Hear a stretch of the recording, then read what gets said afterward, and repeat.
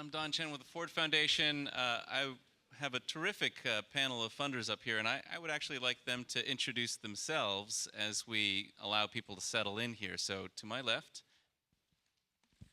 How does this work? Just start talking. Hello, yeah. I'm Anders Brännström, then I'm chairman of the Volvo Research and Educational Foundations based in Gothenburg, and that's it. We'll come back to that later. I'm Shinpei Tsai. I'm the Director of Research and Development for Transit Center. It's based in New York, works nationally. We just got started. It's excited to be here. My name is Michael Myers. I'm a Managing Director at the Rockefeller Foundation, and a major part of my responsibilities is to coordinate our work in the United States, a big part of which is transportation. Terrific. And over the course of the next couple of days, you'll hear from people in different sectors. We've heard a little bit from people in the public sector. We'll hear a little bit from academics, from people in the private sector. And one thing we wanted to make sure we could do is to have people from philanthropy talk about transportation as a priority within our sector. And I think many of you know that the foundation sector has been involved in transportation policymaking projects, various types of programs for many years, starting, well, I'm sure it goes way back, back in the day when Volvo and Ford were still, car companies that had foundations embedded within their corporations. But in the last couple of decades, in the United States at least, transportation funders have been involved in supporting civil society organizations, researchers, and many others to do things like develop policy ideas like the ICE-T Act in 1991, which had substantial leadership from the Surdna Foundation way back when, all the way to today when we have a lot of different initiatives within the nonprofit sector that are focused on various aspects of transportation policy making and decision making. So it's a very robust sector, and wanted to have a chance to share some views from our fellow funders of this event. I'd like to start the panel by just asking you all what your priorities are, a little bit about how you got to those priorities, how you developed them, and whether it reflects a change in your strategy over time. For our part, I can say that we have focused on future urban transport for the last 15 years, approximately, and we have a subtitle saying coping with complexity, which has a specific purpose. And all of you know Sweden is a pretty small country. Most of our effort is outside of Sweden, some extent also nowadays in Sweden. But the subtitle, Coping with the Complexity, actually was recognition of the fact that technology per se, vehicles, as Volvo is a vehicle company, heavy vehicle, buses, trucks, cars, originally not any longer owning the car brand. But still, that's a completely different aspect. We don't contribute to technology on that level at all. We're looking more at the socio-economic perspectives and the decision-making complexities around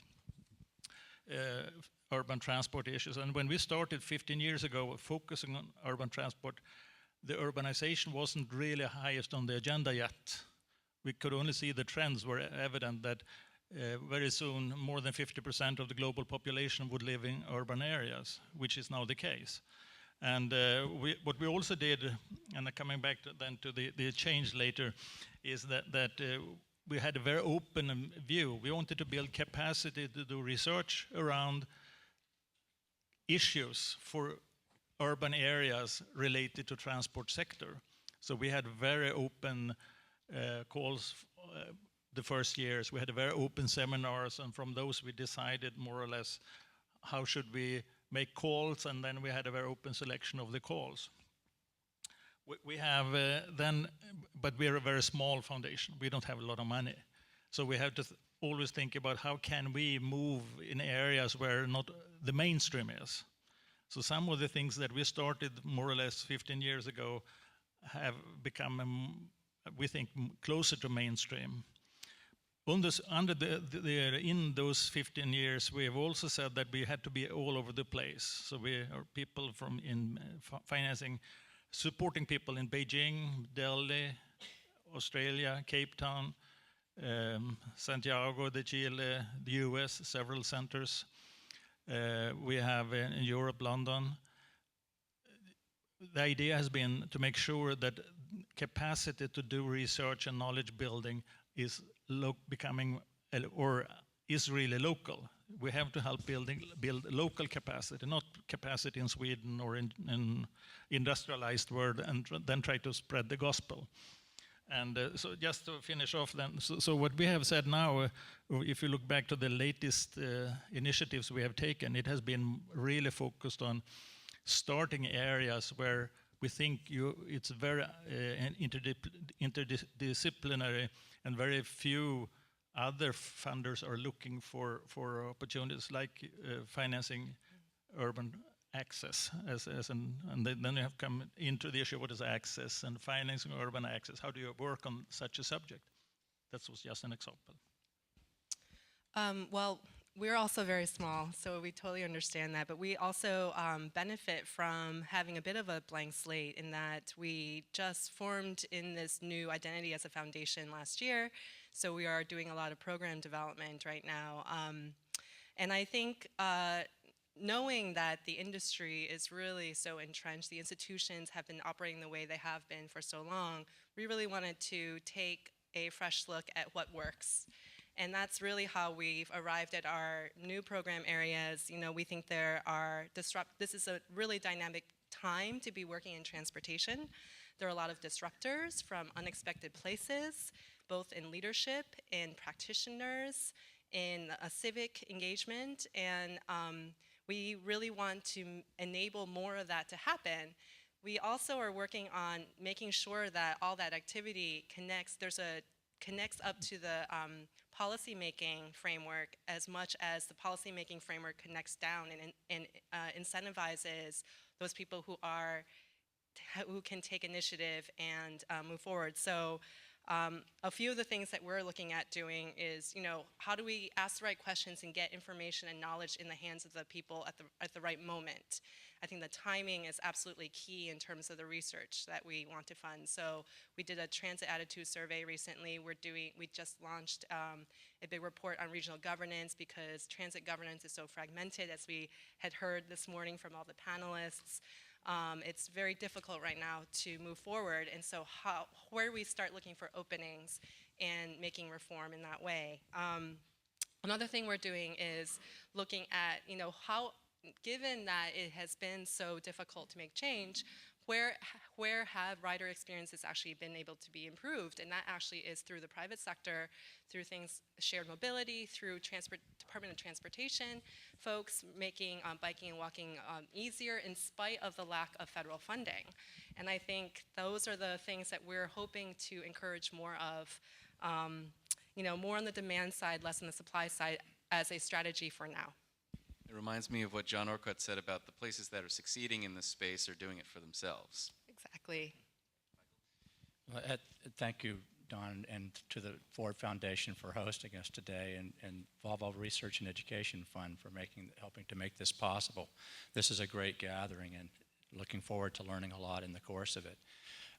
At the Rockefeller Foundation, we have two goals, no matter what the area is, no matter what the topic is, whether we're working in health, or working on ecosystems or urban issues or trying to increase people's livelihoods, we always have two goals in mind and try to satisfy both of them at one time if we can in a single initiative.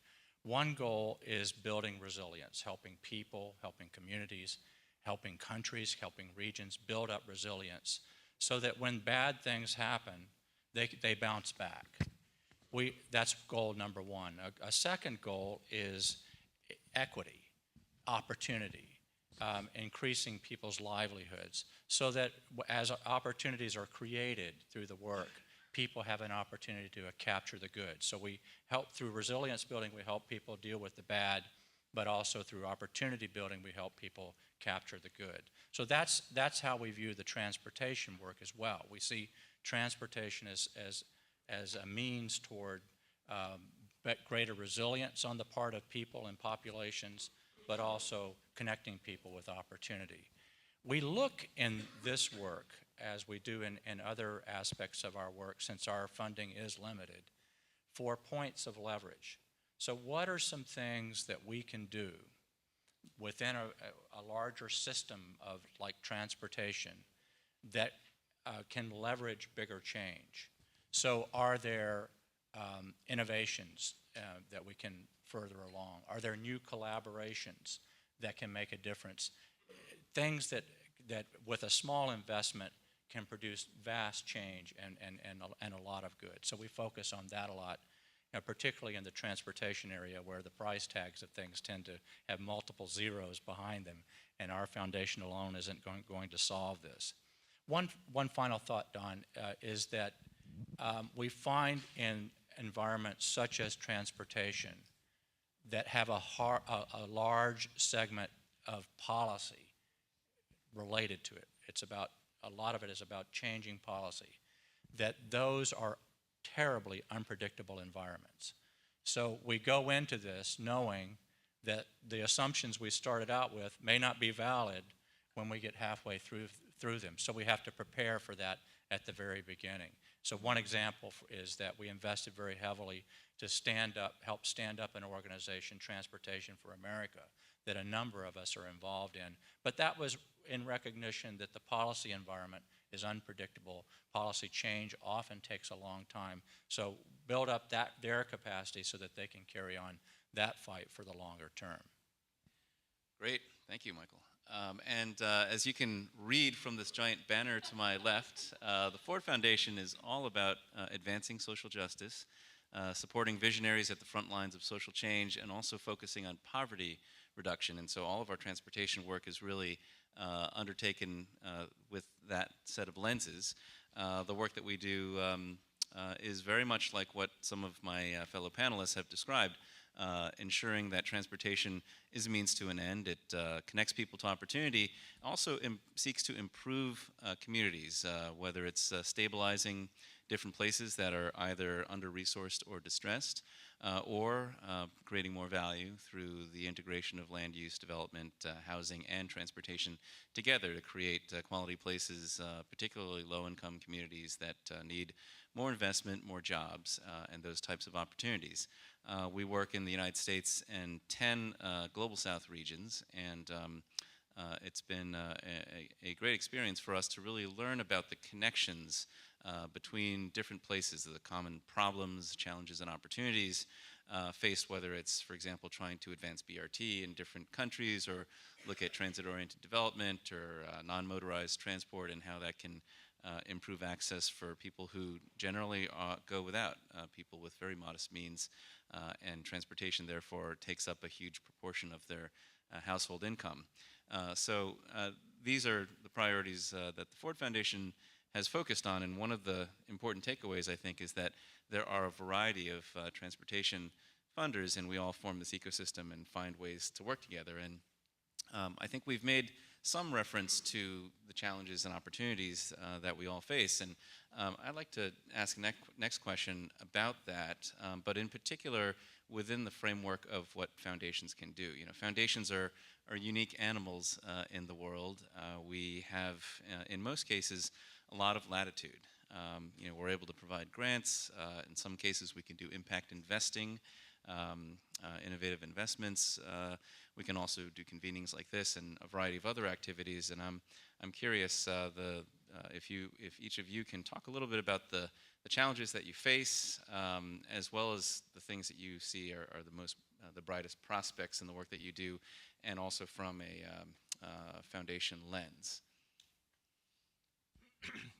Yeah, of course, being, as was said, a very small fund, relatively speaking, to you and Rockefeller, it's of course a real challenge to make a real impact. Our thought process has been so that initially, at least, we started to say that we will build capacity in local places by being not in the industrialized world or close to home, but further out. We would help to build a capacity in other places that hopefully then could seep through to education and out in the society. we all know that it's a long, long, long way, and the effect may not, never come. Sometimes it comes. But it's still important to build the knowledge basis, and so the knowledge is established and hopefully can get grow in the local area. We also believe that actually the teams doesn't have to be that big, but at least they have to have a good and reasonable funding to continue their work. The best way to make impact is, of course, to be part of experiments. But transportation or societal experiments are hugely expensive, and it's not realistic to think that we can be part of that. What we think, though we hope can contribute to also the impact is actually being part of arranging workshops like this, where people can interconnect and learn from each other. And we have also started more into funding let's say inter-regional projects that are using experience from one area and try to use that in other areas. Still not implementation-wise, but knowledge-wise, to get the local context into more holistic knowledge. But to get into impact is and measure impact is a tremendous challenge with very limited resources. Yeah, definitely measuring impact. I mean, what is impact? That is incredibly challenging. I think you know, there's so much to be done in this space. I feel like part of it is prioritizing what, and that I think leads to, I think, one of the best roles foundations can play, which is to connect. There is such a robust ecosystem, not just among foundations, but among all of the change agents, even within the agencies that we seek to change. So it's not just civic or private change agents, they're public service change agents. And I think foundations, because of their independence, play a great role in being able to convene people together. In doing so, the way that foundations, I think, can be instrumental is influencing the conversation in a way that either patches in other disciplines, shows some of the other maybe social impacts, things that may not have a market for them. So, you know, quality of life issues, access, equity issues often are thought of by private sector actors as not having a market. And I think foundations really have a great role in being able to bring those to life. I think just, you know, we're working in a space where, as we had heard a lot about earlier this morning, that the practices, the institutions are incredibly rigid, outdated, and that, I think, is one of the largest challenges. Many of us may not have ever worked in one of those places. You know, I was literally told I'm not a transit guy, so I can't, you know, change transit. I think that's, you know, some of these fundamentals. But it's the same kind of, I think, fight that maybe others in the field face. And so I think if we band together, maybe there's some advances we can make. My boss, my president at the Rockefeller Foundation, Judith Roden, likes to say, or sometimes says, I don't know if she likes saying it, but she says it, that if the Rockefeller Foundation succeeds at everything it does, that her board should fire her. And the point is that of all the kinds of organizations on this planet that can take risks, it should be foundations, because we're not beholden to shareholders. We don't have to report quarterly earnings. We're not facing re-election before the electorate next Tuesday or anything like that. We should be able to take smart risks, not just any risk, but smart risks. And I think about this in the context of the Rockefeller Foundation's investment in transportation over the past few years. But the way we work is we have time-bound initiatives where our board will say, okay, you've got an idea on something, go pursue it for X number of years, and then we do that and reassess before taking the next step. So we're in that kind of reassessment stage, having done a bunch of grant making over the last few years. But in looking at that work, we started out in 2007, 2008, thinking there was a big federal play here in the United States, that the stars were aligning for big change in America, and we should take advantage of that. And so we put our bets on that.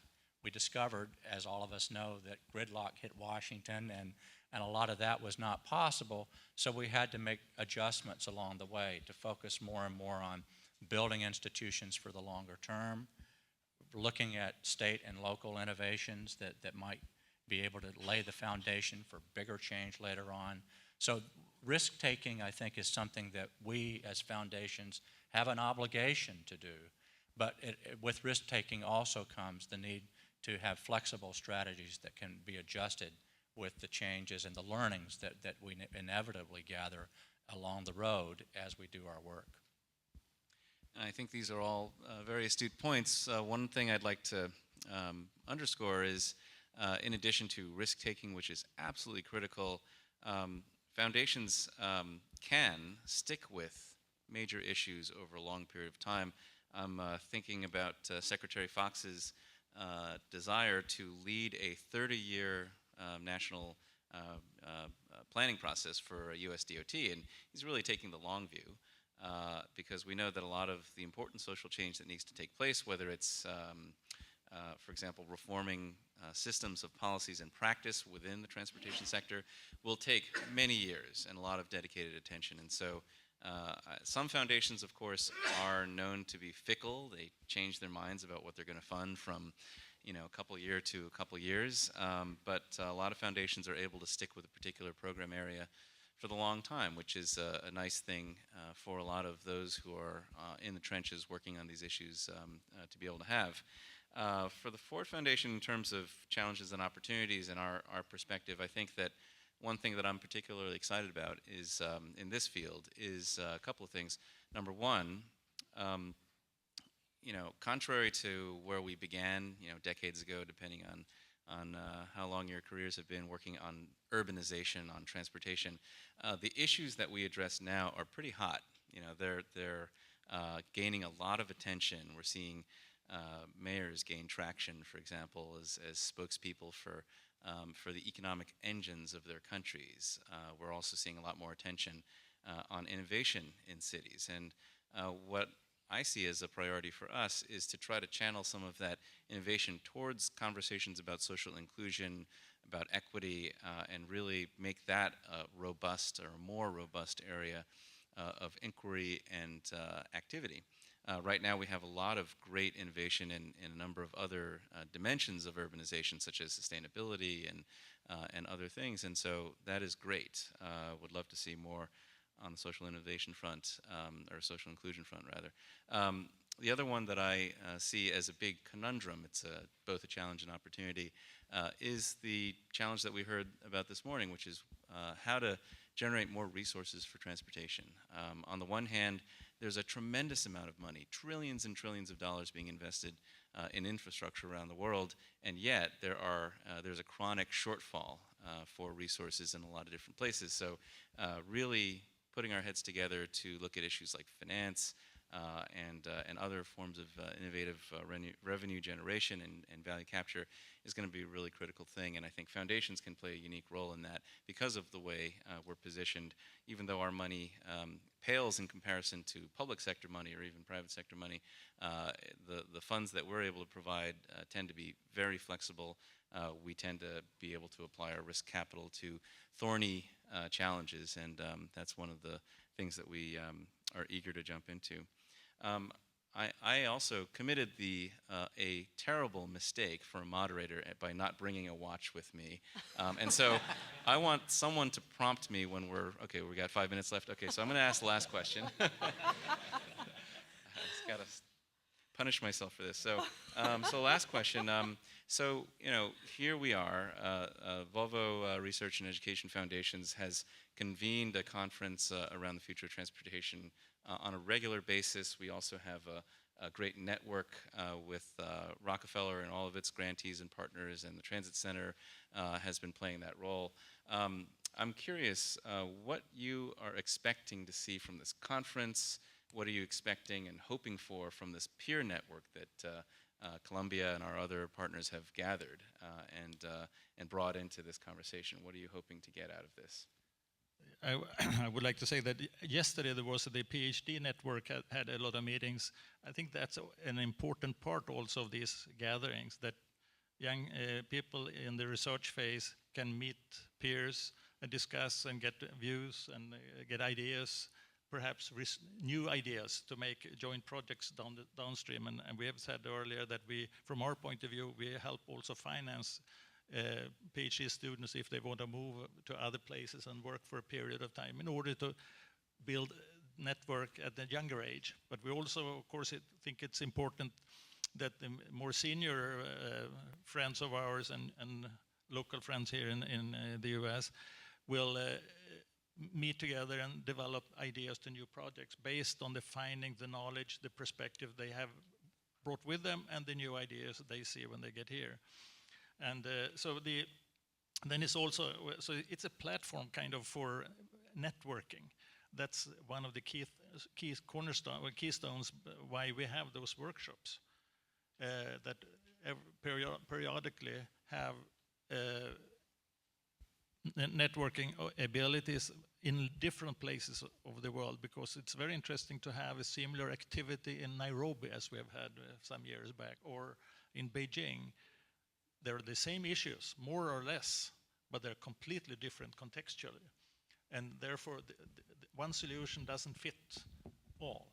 There has to be a very much local considerations in order to move this subject forward.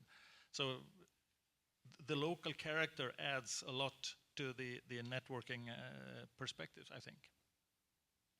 I agree with that completely, and I think one of the great things about these meetings is to hear about the priorities from people who are in the field. We always have a partial picture when we are working from a distance, which is necessarily the work of a foundation in some ways. So it's wonderful to be able to fill in those gaps, understand how they relate to one another, understand local context, transferability in some cases. So you're basically making our picture richer. I agree with everything that's been said. So we're all here for the same things. And maybe what I can add to it is it would be interesting also to get kind of new perspectives, kind of reframing some of the challenges. Because a lot of us have been at the transportation game for a long time. So maybe there are different ways of thinking about it. There's a story from NASA, the U.S. Space Agency, that makes this point very clearly for me. And it's many, many years ago when they were first putting astronauts into space. Their biggest challenge was how to prevent the astronauts from burning up on re-entry.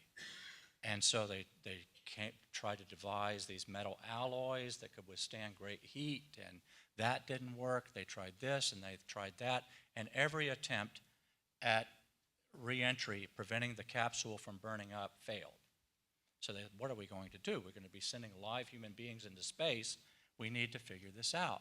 So finally, when they realized that they shouldn't be focused so much on keeping the capsule from burning, simply focus on keeping the astronaut alive all the way to Earth, then they had the breakthrough innovations about the tiles that are put on the outside, and the tiles burn on entry. They just don't burn all the way through to the astronaut.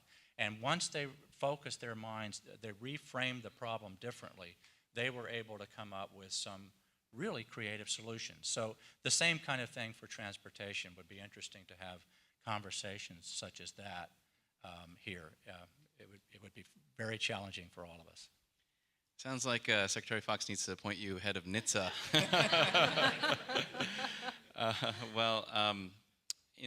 Yesterday I attended the PhD session at Columbia as well, and in that session I met an anthropologist, a historian from Harvard GSD, a environmental policy person, a civil engineer, people from different disciplines, from different countries with very different perspectives. And one of the exciting things about working in the transportation field is that it's connected to everything,